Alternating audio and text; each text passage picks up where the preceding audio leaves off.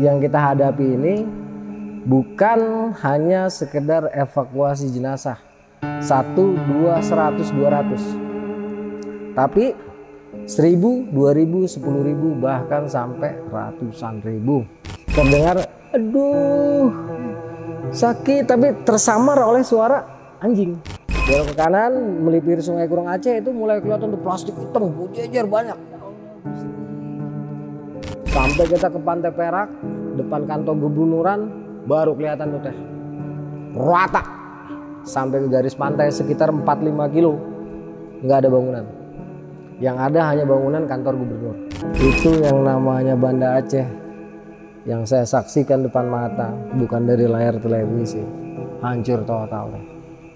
Betul-betul seperti terkena ledakan bom atom. Hancur.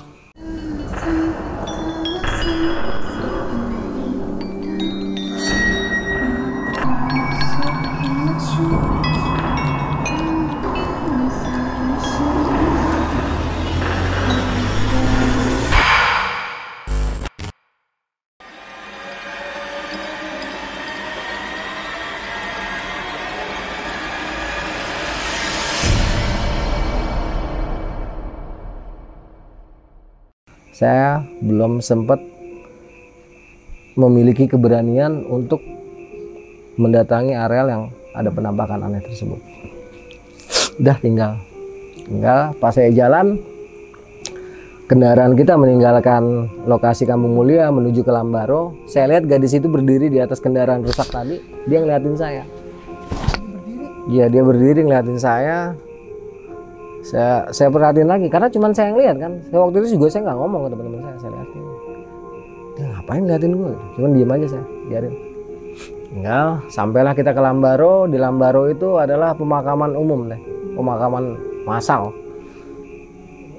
Seberapa besar Teteh pernah menyaksikan kuburan massal? Ya, kalau gitu lah bisa aja.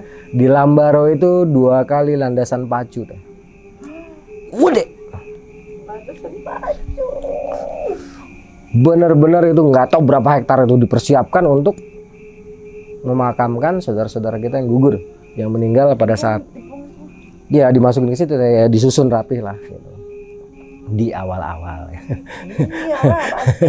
Nanti lama-lama udah nggak kepikiran kayak gitu Teh. Iya, udah pakai bulldozer aja ya. Pakai nyapu, kayak nyerok ikan ini. Nah, sampai ke sana kita turunin jenazah satu-satu. Selesai jam 5 kita balik ke base camp. Di base camp itu kita langsung sebelum masuk base camp itu ada satu ruangan untuk buka sepatu, buka celana, buka segala macam lah. Terus kita mandi, ada ruangan khususnya, dan memang diharuskan untuk bawa salin kan. Jadi salinnya emang udah disiapkan. Selesai udah bersih, pakaian kita yang bekas operasi itu langsung direndam di, kalau nggak salah itu pakai ini yang pembersih lantai, apa sih namanya, jadi pakaian kita direndamnya pakai itu Teh, yang konsentratnya tinggi tuh. Jadi untuk membunuh kuman gitu. Nah, model kayak gitulah, baru pakai rinso setelah itu. Dan memang kita yang nyuci, nggak ada yang nyuciin dari sana. Nah, nggak ada, kita sendiri yang nyuci. Tapi prosedurnya harus ya kayak gitu. Ya karbol ya. Prosedurnya kayak gitulah, harus direndam dulu 1 jam atau 2 jam baru boleh kita cuci untuk membunuh kuman-kuman.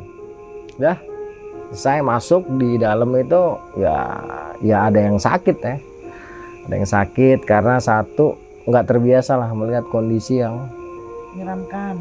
Ya bukan menyeramkan Teh, tapi mengenaskan. Situasi yang benar-benar berat, dimana mungkin tim SAR ya paling 1, 2, 20 mayat lah paling banyak.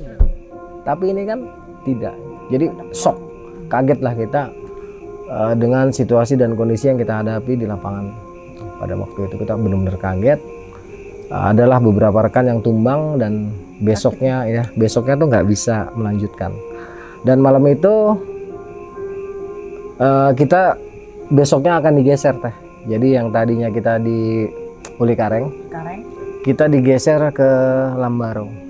Kita digeser ke Lambaro supaya lebih dekat dengan tempat pemakaman jenazah tadi, tempat penguburan jenazah saudara-saudara kita. Jadi nanti balik dari Lambaronya kita nggak terlalu jauh karena kan itu posisinya di Lambaro, cuma deket bandara. Nah kita posisinya nanti base camp kita di kota Lambaro. Malam itu kejadiannya masih biasa teh, orang yang teriak apalah dengan gonggongan anjing, rintihan gitu, masih seperti itulah. Nah kejadian yang benar-benar kalau saya ceritain detail ini panjang sekali teh ya. Jadi kita masuk aja ke inti cerita di mana kita ngalamin hal-hal yang misteri aja teh. Jadi setelah 1 minggu full, saya baru menemukan kejadian aneh di mana saya melihat gadis yang tidak mungkin itu gadis beneran gitu di atas kap mobil. Sampailah minggu kedua ini teh, di mana minggu kedua kita mulai beroperasi di daerah Lamprit kalau nggak salah, apa pokoknya di Aceh itu lam semua lah. Jadi selama minggu pertama itu semuanya masih standar aja teh ya, belum terlalu mistis lah, kecuali ya kejadian-kejadian yang kayak tadi itu. Memasuki minggu kedua mulailah nih teh, mulai nih kita bergantian merasakan hal-hal yang sifatnya metafisika ataupun supranatural, terlepas dari pemahaman orang tentang ini. Mungkin yang mengatakan arwah penasaran, korin atau segala macam. Saya melepaskan diri dari itu, saya hanya berbicara fakta yang saya temukan di lapangan. Permasalahan polemik yang ada ya dengan cerita ini ataupun dengan pendapat-pendapat orang itu urusan pendapat orang ya. Ini yang saya alami betul-betul selama saya ada di Nanggro, Aceh Darussalam. Jadi setelah minggu kedua mulailah, pertama itu saya teh. Jadi saya tuh sering terbayang dengan gadis yang ada di atas mobil di daerah Kampung Mulia. Waktu itu saya sering kebayang walaupun saya lagi tugas di daerah lain tuh. Saya ke daerah Lamprit atau Lam apalah, karena di Aceh itu kan banyak sekali nama daerah Lam, cuman saya agak lupa Lam apa. Saat saya lagi operasi di sana itu sepanjang hari saya itu sering banget kebayang dengan wajah gadis itu.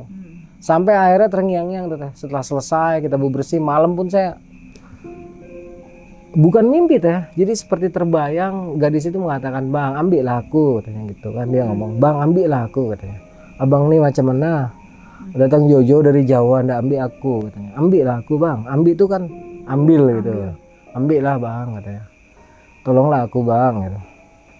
Terus karena waktu itu saya agak tegang, saya putuskan daripada aneh-aneh mendingan saya ambil wudhu teh. Ambil wudhu, saya sholat hajat, saya sholat taubat, terus saya zikir selawat. Entah berapa jam tidur, nggak ngimpi. Besok paginya saya kedatangan seorang tamu teh. Seorang tamu, dia warga lokal ya, warga lokal. Dia waktu itu masih SMA. Dia mengatakan pada saya pada waktu itu, "Bang, Abang tolonglah ikut aku, Bang," katanya. "Saya butuh bantuan Abang nih," katanya. Saya bilang, "Oke, Dek. Saya izin dulu. Bentar deh ya, izin dulu." Karena waktu itu kan masih rawan dengan ini teh, masih konflik kan waktu itu ya. Saudara-saudara kita di sana masih agak terbawa situasi konflik juga dalam situasi bencana. Jadi kita harus laporan dulu kalau mau kemana-mana. Saya laporan, ternyata diizinkan. Entahlah, padahal prosedurnya biasanya susah. Ini tiba-tiba gampang aja.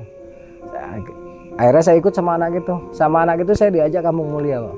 Ke tempat itu. Ya, ke tempat yang tiga hari lalu saya ada di situ. Saya diajak ke situ. Saya diputer-puterin tuh di daerah Kampung Mulia. Ke daerah apa? Ada kapal nelayan. Saya sempat naik di situ. Kebetulan memang saya juga bawa peralatan saya teh ya, safety saya kayak sarung tangan, masker. Itu saya bawa. Jadi ketika di sana ya saya sempatlah operasi sedikit. Nah anak itu saya baru tahu namanya Ijal. Jal, lu kalau nonton salam Jal ya. Masih inget gak lu sama gua, Jal? Abang nih dari Jawa. Si Ijal itu nunjuk ke satu titik.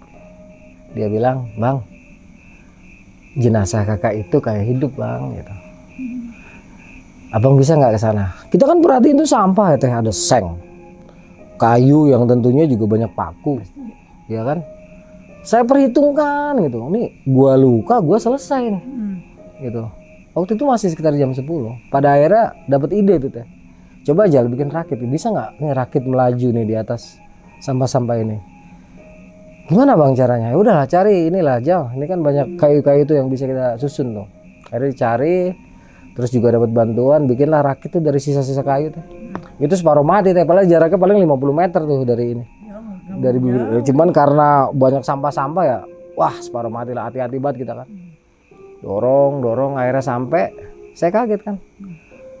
Itu jenazah gadis itu, karena dia pakai pengaman seat belt. Jadi posisinya masih di situ. Ya.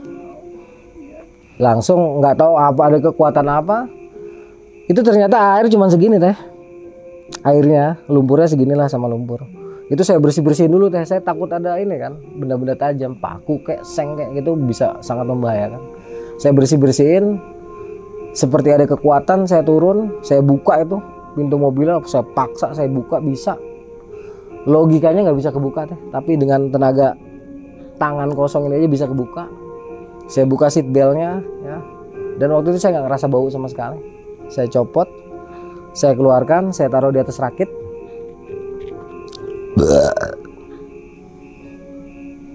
Susah payah saya bawa ke pinggir. Begitu saya sampai pinggir itu entah dari mana datangnya itu ada bapak sama anak. Ternyata di jari manis kiri atau kanan itu ada cincin. Dan si gadis cantik dengan bapaknya ini tiba-tiba menjerit mau meluk si jenazah, ngenalin dari cincinnya teh. Saya tahan. Saya bilang, jangan pak, bisa kena ini, bisa kena tetanus. Saya bilang itu. Jangan pak. Ini siapa bapak? Saya kasih sarung tangan. Dibuka cincinnya, ternyata tertulislah sebuah nama. Ternyata itu putri beliau. Ya udah kita bungkus ke dalam kantong jenazah. Waktu itu jenazahnya kita taruh di atas kereta teh. Kereta itu motor ya di Aceh. Kita taruh di atas kereta, kita bawa ke rumahnya dan dikuburkan. Dan sejak saat itu saya nge-base campnya di rumah si cewek itu. Gitu. Karena udah dianggap keluarga. Dah selesai cerita horor di situ ya teh. Udah terjawab, ternyata si gadis itu adalah kembaran dari anak ini. Gitu, udah selesai. Udah. Saya mulai menikmati sesuatu yang berbeda dari rekan-rekan saya. Sempat rekan-rekan saya itu cemburu lah. Wah lu enak lu ya.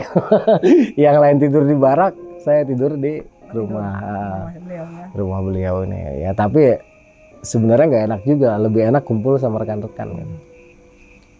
Setelah 2 hari saya tinggal di sana, bebas tugas, saya balik lagi ke base camp. Saat itu kita bergerak agak jauh teh. Saya lupa nama daerahnya, pokoknya daerah itu ada sebuah pembangkit listrik tenaga diesel milik PLN yang hanyut terbawa gelombang tsunami sampai sekitar 4 km ke daratan. Wow, kenceng banget berarti itu. Waduh, itu ribuan, ratusan ton itu beratnya teh, gede itu. Sampai kita berangkat ke sana, dalam perjalanan itu jalan, akses jalan masih separuh mati teh, masih separuh mati akses jalan. Ketika kita sampai di, nama daerahnya apa sih? Ketika kita sampai di sana itu awalnya sih biasa teh, sekitar jam 10 itu apa jam 11 kita sampai. Konon menurut cerita di bawah itu masih banyak korban-korban dan sampai sekarang katanya nggak diambil karena gimana mau ngambilnya itu orang itu museumnya emang di situ gitu kan. Itu berserakan banyak sekali jenazah teh. Sampai di satu titik di sebelah kiri atau sebelah kanan ya. Itu ada sisa bangunan hancur. Saya melihat ada perempuan teh. Dia jalan jingkrik-jingkrik gitu ya. Jingkrik itu lompat-lompat dengan satu kaki. Tapi dia megang kaki. Iya. Itu siang loh, menjelang badal lohor loh. Menjelang badal zuhur. Dia megangin kaki, jadi dia lari ke satu titik yang banyak lumpur, terus dia balik lagi ke titik yang dekat rumah.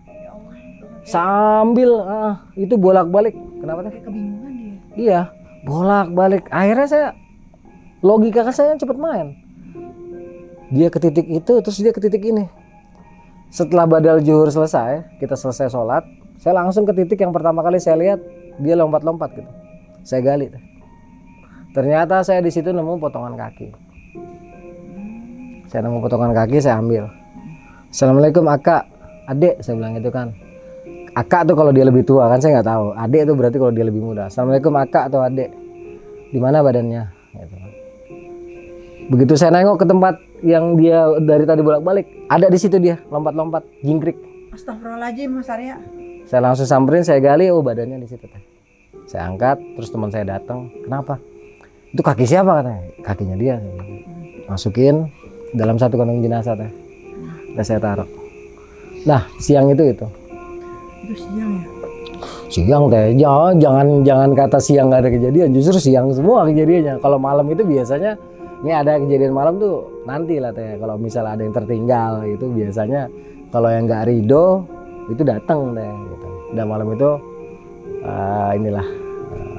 siang itu udahlah itu aja kejadiannya. Masuk malam itu juga nggak ada apa-apa, cuman suara-suara sedikit berkurang lah. Gitu ya. Besoknya hari keberapa itu giliran teman saya teh. Apa? Giliran teman saya. Teman saya itu kita daerah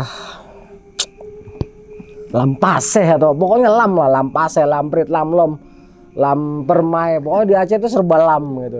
Jadi saya saking banyaknya lam di sana, mohon maaf nih saudara-saudaraku yang di Banda Aceh, yang di Nanggro, saya lupa. Kurang hafal ya. Kurang hafal. Lamprit, Lampaseh, Lamlom, segala macam lam di sana. Entah di lam mananya. Itu kita di pinggir kayak semacam sungai kecil, teh. Itu kan banyak bangunan runtuh. Di situ kita angkat lah, singkat kata itu kita angkat satu jenazah, tapi tangannya telapak itu tertinggal deh. Karena tertindih beton. Walah. Jadi akhirnya putus kan, kita ambil nggak bisa keangkat semua kan. Pikir mah nggak ada masalah teh. Ya selesai, kita waktu itu dapat lah mungkin 50 sampai 100 jenazah, kita kumpulin pulang. Pulang selesai nih kita ke base camp ya, setelah kita taruh ke Lambaro. Tiba-tiba ada salah seorang rekan saya yang pada akhirnya dia jadi mualaf. Waktu itu dia ngomong sendirian teh. Dia ngomong, iya bang, besok diambil bang. Iya bang. Itu posisinya kan kayak gini teh, balkon lantai 2 tapi nggak ada. Ya udah langsung lantai 2 gitu kan. Terus dia ngomong sama siapa di depannya gitu kan. Jadi dia ngomong ada sesuatu yang datang tapi posisinya tinggi. Jadi nggak mungkin kan dia ngomong sama orang. Tapi kita udah paham nih. Paham, begitu selesai dia pucet langsung nyamperin saya. Besok kita harus ke situ lagi katanya gitu. Saya bilang iya besok siapa aja. Yang lain nggak diizinin, tetap harus bertugas di tempat lain. Akhirnya saya diizinin sama komandan itu untuk ke lokasi yang kemarin kita operasi gitu kan. Udah besok paginya kita pinjam motor, kereta, dapat kereta kita ke lokasi teh. Itu logikanya untuk ngungkit beton. Beton itu besar lah, tiang bangunan itu mungkin separuh made lah teh. Tapi pada saat itu kita hanya bermodalkan bambu 2, kita ungkit begini doang, sek, dia kegeser sedikit, dan tangannya kelihatan, langsung buru-buru kita ambil, masukin kantong kresek, terus cari aja kantong jenazah yang ada kita taruh, terus kita langsung ngomong, Assalamualaikum wahai fulan bin fulan, ini sudah diambil ya, mohon maaf kalau kemarin kita nggak teliti gitu. Udah, langsung teman saya tuh namanya Lando, biasa dipanggil busuk. Dia ngelihat langsung. Minum. Minum. Terus? Setelah itu kita ambil tangannya, kita masukin kantong kresek, terus kita taruh dalam kantong jenazah. Teman saya ini langsung lihat satu penampakan deh. Itu masih sekitar jam 9 pagi. Orang yang semalam datengin dia senyum-senyum. Langsung bilang terima kasih. Terima kasih. Iya, jadi saat itu kita bebas tugas teh. Bebas tugas itu yang namanya pemandangan di sana jangan ditanya ya, jangan ditanya, nggak akan bisa kita ngebayangin betapa hancurnya kecuali kita pernah melihat gitu. Kita di TV di net kayak gitu banget kan ya. Apalagi Mas Arya langsung di lokasi. Iya, udah hari itu selesai, kita nggak tugas di kantor, di base camp. Kita lagi nunggu base camp itu datanglah sore-sore itu nenek-nenek teh, datang nenek-nenek. Dia minta sumbangan teh. Tapi pada saat itu kita belum ada logistik teh. Belum ada logistik yang masuk ke base camp kita yang untuk disumbangkan ke para pengungsi ataupun siapa aja saudara kita di Nanggro itu belum ada sama sekali. Tapi si nenek itu ngotot gitu minta. Sampai dia bilang, "Kalian ini macam apa?" katanya. "Masa ndak ada posko, ndak ada sumbangan?" "Nek silakan masuk, memang belum ada." Nenek itu nangis teh. Ya Allah, kasihan. Kita juga bingung mau ngasih apa kan. Saya bingung, akhirnya si nenek itu berlalu. menjelang maghrib saya kejar, saya panggil nenek besok datang ke sini lagi ya. Besok kita coba kumpulkan, misalnya tidak ada bahan makanan mungkin uang. Iya nak, makasih ya nak, udah ngejar lagi. Udah nenek itu balik. Malam kita istirahat. Nah, ngebahas itu dah teh. Jadi di Aceh itu ya kita memperlakukan jenazah itu nggak sadar teh. Jadi jenazah itu gimana waktu dia hidup. Dan jadi kita ngangkat jenazah itu, misalnya kita tarik, kita angkat nih. Padahal kita udah hati-hati nih ya. Kita pegang badannya kayak atau apanya, kita nggak megang tangan deh, enggak. Kita pegang tiba-tiba tangannya petil. Jadi kadang-kadang ada yang diperlakukan betul-betul manusiawi, kadang-kadang ada yang seenaknya aja kita teh. Dan kita semua yang ngangkat itu nggak ada yang sadar. Yang sadar itu yang lihat proses kita waktu ngangkat. Jadi per jenazah tuh beda-beda teh. Jadi ada yang katanya kalau kita nggak sadar, kita sih perasaan kita baik-baik aja ngangkatnya. Tapi yang lihat, oh lu parah lo, lu main tarik-tarik aja tangan orang, main tarik-tarik aja kepala orang gitu. Petil deh berantakan. Begitu kita buka kantong jenazahnya, lah iya gitu. Besok-besoknya pas udah ada kejadian kayak gitu, ngasih tahu. Setelah sore itu, habis kita bungkus-bungkus jenazah, emang kita cek-cekin lagi tuh, oh iya nih ada yang berantakan gitu. Tetapi kita nggak ada yang sadar gitu. Oh, jadi jenazah itu ya sesuai dengan perilakunya dia masih hidup.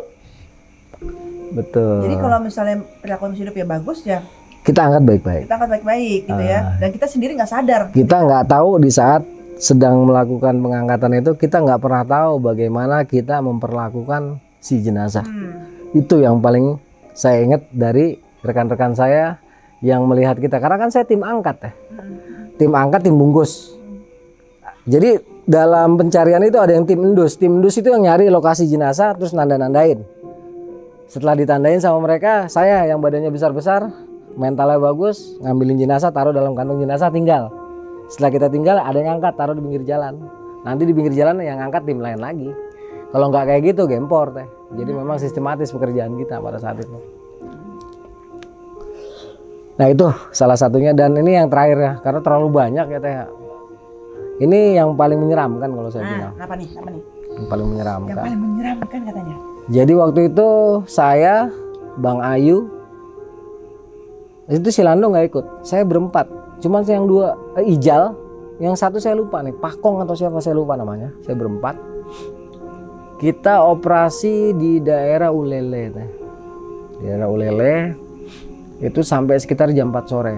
Nah sekitar jam 2 menurut kabar itu ada tim baru, tim untuk membackup kekuatan kita di lapangan, dan mereka langsung diturunkan bareng sama kita yang sudah pengalaman selama 2 minggu kurang ya di Banda Aceh.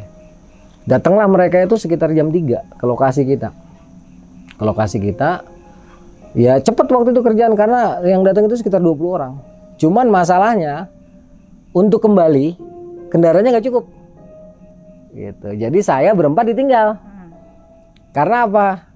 Satu, kita udah pada senior. Kedua, udah cukup berpengalaman di lapangan. Jadi supirnya dan yang lain-lain, udah lu sini dulu, ntar dijemput habis maghrib gitu kan.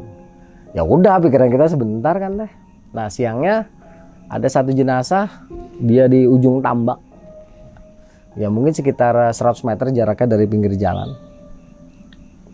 Ini Lamdingin kalau nggak salah daerahnya, bukan Ulele. Lamdingin ya, kalau nggak salah di daerah Lamdingin. Ada satu jenazah di mana siang itu saya nggak bisa ambil sama tim deh, karena ini perairan. Kita hanya bisa ambil yang pinggir-pinggir aja. Dan fatwa ulama pun ambil yang bisa diambil. Kalau yang nggak bisa diambil nggak diambil nggak apa-apa. Gitu. Tetapi ada yang aneh dengan jenazah daster merah kembang-kembang sekitar 100 meter dari kita. Daster merah kembang-kembang. Iya, saya masih ingat betul.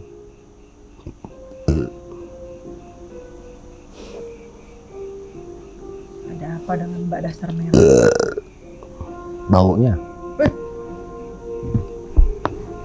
Bau itu masih ngikut Mas Arya. Mas Arya kalau nggak bicara tentang tsunami, otomatis ingat dengan baunya.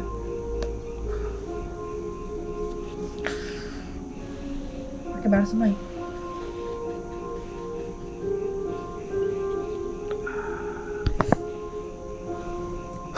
Jadi waktu itu karena nggak bisa kita ambil, saya langsung assalamualaikum wahai fulan binti fulan, mohon maaf kami nggak bisa ambil, Semoga Allah berikan kekuatan entah sekarang entah besok untuk bisa ambil gitu kan. Udah datanglah maghrib teh tuh. Kita udah lupa tuh dengan kondisi beliau ini kan. Maghrib seneng lah, bentar lagi kan dijemput. Ternyata maghrib lewat, isya lewat, lihat jam tangan udah jam 8, nggak ada juga yang jemput teh, belum ada yang jemput. Nah jam 8 itu kan seperti biasa, barulah dimulai acara-acara yang anjing menggonggong lah, yang suara orang teriak-teriak lah. Pada saat itu manusia hidup mungkin hanya kita berempat di antara lautan jenazah, dan itu malam hari. Awalnya kita dengar suara lonceng, ting ting ting ting ting ting ting ting ting ting ting ting ting ting ting. Dia suaranya jauh tapi kayak deket. Terus setelah lonceng itu kita dengar suara orang ngaji, suara orang baca ayat suci jauh melengking dalam tapi kayaknya deket. Saya nggak dengar suara jeritan kesakitan sama sekali, cuma dengar suara lonceng sama suara orang baca ayat suci. Itu kita udah mulai agak sekut tuh agak takut ya, mulai tegang tuh. Langsung kita buru-buru wudhu. Kita nggak tahu tuh air isinya jenazah apa enggak, kita nggak peduli waktu itu. Yang penting gimana caranya wudhu, karena air itu mengalir. Udah kita wudhu, kita nggak tahu udah ada mayatnya apa kagak, bodo amat. Terus saya wudhu, naik ke atas, sholat 2 rakaat. Kita diam lagi, ngerokok. Nah, di saat saya lagi diam itu kan saya memandang ke satu titik di mana saya ketemu jenazah wanita berdasar merah, kembang-kembang.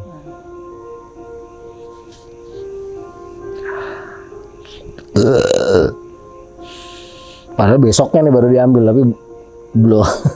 Baru mau diceritain udah datang. Ya, dia datang. Saya ngeliat ke titik itu, entah halusinasi atau memang kejadian yang real. Karena saya ingat sebelum dia mendatangi saya itu, saya seperti ngeliat aspal di siang hari ada seperti asap gitu ya. Seperti ada alam lain lah, bisa dikatakan energi lain yang mengiringi kehadiran beliau itu. Pertama saya lihat itu, terus lama-lama dia mendekat sampai percis ke depan saya, dan teman saya yang 3 nih nggak ada yang tahu, cuman taunya tuh saya bengong ngelongok gitu kan. Dia langsung bilang, ambil saya, jangan deh nggak diambil katanya. Kamu udah lihat katanya, ambil saya. Kalau enggak sekarang, besok atau kapan kamu harus ambil saya, tapi nunjuk ke saya. Saya bilang nggak bisa ngomong kan, kelihatan lah itu ibu-ibu setengah bayar. Langsung setelah agak kuat mental saya bilang, iya kak, saya ambil. Kayak gitu. Baru dia mundur, hilang. Itu depan kita mungkin 400 jenazah. Percis di depan kita jarak 5 meter. Samping kita jarak 2 meter mungkin 200 jenazah. Sebelah sini lagi mungkin 100 jenazah. Jadi posisi kita mungkin ada di sekitar 700 kantong jenazah pada saat itu. Dikelilingin ya, 700 ya. Ya ini tambak jalan raya. Ini di depan kita mungkin 400 atau 300, sini 100, sini 200. Posisi kita di sini, dan sama bawa jenazah saat itu kita udah nggak terlalu pusing. Karena makan bakwan ya bawa mayat, makan nasi ya bawa mayat, makan mie ya bawa jenazah, minum kopi ya baunya bawa jenazah gitu. Jadi penciuman kita pada saat itu nyium apapun ya bawa jenazah.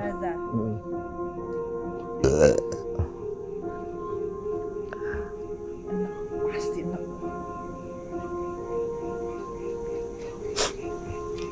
Akhirnya jemputan itu datang sekitar jam 10 teh. Kenapa? Ternyata mereka tidak jemput kita habis maghrib, kan jemputnya pakai motor teh, pakai kereta. Kereta itu mengalami kejadian aneh sepanjang perjalanan. Ban pecah, ban bocor, mesin mati. Jadi akhirnya malam itu baru sampai karena mereka nambel ban itu di daerah Lambaro. Sedangkan posisi kita di Lamdingin, itu jauh banget teh. Makanya telat banget sampai kita. Dan setelah saya pikir-pikir ya, setelah udah di sini memang mungkin karena si ibu tadi, si kakak tadi mau menyampaikan sesuatu. Gitu. Jadilah terjadi peristiwa seperti itu. Wah. Udah karena saya yang disampaikan, besok saya sama si Ijal ya, setelah malamnya itu kita pulang, saya sama si Ijal bilang, Nih mohon maaf teman-teman ya, banyak banget kejadian aneh, jadi yang diceritakan nggak bisa semua teh ya. Ntar ngeditnya juga bingung soalnya banyak banget. Jadi gini, besok setelah malam itu kita sampai base camp, cerita-cerita apa yang kita alamin, wah seru dah. Cuman anak-anak baru tuh ya pada bengong aja lah ngelihat keberanian kita pada saat itu. Termasuk teman saya si Lando. Besok pagi saya bilang masih Ijal setelah kita malam istirahat, Jal, besok temenin abang nih balik ke situ ya pakai kereta. Oh ya bang, kata dia. Temenin pakai kereta, berangkat kita ke sana. Kebetulan aneh bin ajaibnya di sana ada perahu karet. Wow. Perahu karet yang ditinggal. Ya Allah. Iya. Saya bilang ada perahu karet, ada dayungnya gitu kan. Kayak disiapin ya. Iya. Saya bilang, ada kantong mayatnya gitu kan. Udah. Tungguin tuh sampai sejam nggak ada yang nongol. Sedangkan panggilan dari si kakak itu kencang. Ambil aku, ambil aku. Itu kayak terngiang-ngiang kan di telinga. Udah, saya pikir sebentaran doang. Ini pasti fungsinya pun untuk ngangkat jenazah kan. Karena ada kantong jenazah di situ. Udah saya ayun sendirian, kiri, kanan, kiri, kanan. Ya 100 meter sampailah di lokasi. Kondisi beliau tuh mohon maaf perutnya udah bengkak.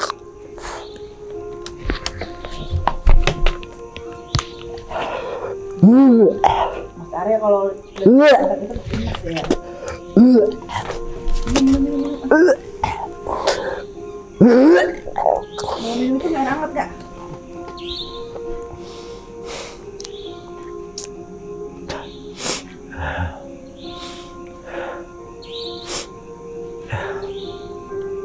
Itu saya susah payah teh angkat teh. Sendiri teh. Ya Allah. Kenapa ngelawan tadi? Temen ya? Dia nggak berani teh. Oh. Emang saya larang karena dia nggak punya keterampilan kan. Baru Ya Allah, dia sendiri. Astagfirullahaladzim. tuh Perut udah bengkak tapi emang masih utuh. bengkak, baunya ada. Ini udah berapa hari itu Mas? Akhirnya susah payah itu saya masukin. Begitu saya masukin ke dalam kantong jenazah tuh teh, saya taruh di atas perahu karet.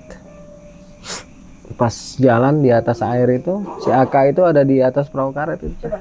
Si Aka itu duduk di depan perahu karet saya. Siapa? Aka, dia nyebutnya kakak gitu. Si perempuan itu? Ya. Kan Aka di sana kan, kalau kakak kan disebutnya Aka gitu. Oh gitu. Si perempuan yang kamu tolongin itu Mas Arya? Iya, jadi ada duduk dia. Ini jenazah sih jenazah kan, jenazah. Cuma di depan tuh ada bayangan. Duduk dia senyum, terus dia bilang makasih, dia ambil Aka katanya. Aka nggak akan lupa sama kamu. Ih, merinding saya. Dia bilang sama saya, anak Aka pun posisinya Aka nggak tahu katanya. Adik ini bisa cari nggak? Dia bilang gitu. Saya nangis waktu itu, Kak. Nggak ngomong begini, nggak di hati gitu. Kak, saya nggak bisa janji sama Aka gitu. Apakah saya bisa dapat anak Aka? Nangis ya teh. Sedih saya ngeliat. Karena posisi penampakannya itu dia bayang-bayang teh, bayang-bayang tapi seperti nyata lah. Tapi memang hologram. Siluet tapi nyata. Hologram tapi jelas gitu, hologram tapi jelas. Bukan kayak gini ya, benar. Padat kayak gini enggak. Bayang-bayang tapi nyata. Masih pakai bagian yang. Iya betul, masih pakai baju itu. Dan waktu itu agak wangi dia posisinya. Waktu udah ada itu agak wangi. Nih wanginya sampai sini. Alhamdulillah. Tolonglah cari anak Aka katanya. Dia anaknya 2, yang 2 hidup katanya. Cuman saya nggak tahu di mana. Saya bilang sama dia sambil nangis, Aka, saya nggak bisa janji bisa dapat atau enggak anak Aka nih. Ya udah, dia karena hologram teh, jadi dia datengin saya, megang kepala saya, langsung begitu saya sampai di depannya si Ijal, hilang. Dan itu kantong jenazah, logikanya saya angkat berat karena bengkak semua udah kan. Otomatis lah. Tapi itu dengan mudahnya aja saya angkat, saya taruh di pinggir. Begitu saya taruh, Aka saya cuma bisa bawa sampai sini. Selebihnya nanti ada tim lain yang angkat Aka. Terus seperti ada dalam hati kecil saya nyautin gitu, iya terima kasih dek sudah bawa Aka sampai sini. Saya pulang, si Ijal juga nangis nih. Saya tanya, kenapa lu nangis Jal? Nggak tahu, sedih kali lah bang, kata dia gitu kan. Sedih kenapa? Nggak tahu nih, sedih bawahnya Ijal. Udah balik kita, balik ke base camp. Di base camp itu saya malamnya mimpi bertemu dengan beliau berterima kasih lagi. Dan dia bilang kalau sempat nanti mainlah tempat AK gitu kan. Tempat AK di mana ya? Tempat kamu biasa mengantarkan saudara-saudara kita yang dikubur di Lambaro. Dan permintaan AK itu sampai sekarang belum bisa saya tunaikan karena memang nggak ada biaya untuk ke sana gitu. Jauh kan? Ya itulah sebagian kecil ya teman-teman pengalaman gue di Banda Aceh, karena terlalu banyak teh selama saya di bulan itu. Selama 1 bulan saya di Banda Aceh, juga di Lambaro, di Loknga, sama di daerah Lepung. Itu banyak sekali kisah-kisah yang luar biasa. Mungkin bisa dijadiin 4/4 aja teh. Kalau langsung semuanya terlalu banyak teh. Banyak. Bisa. Karena itu ini aja baru segini aja panjang begini ceritanya. Ya. Karena ya ada WA-an kan kalau sampai full bisa pingsan tadi.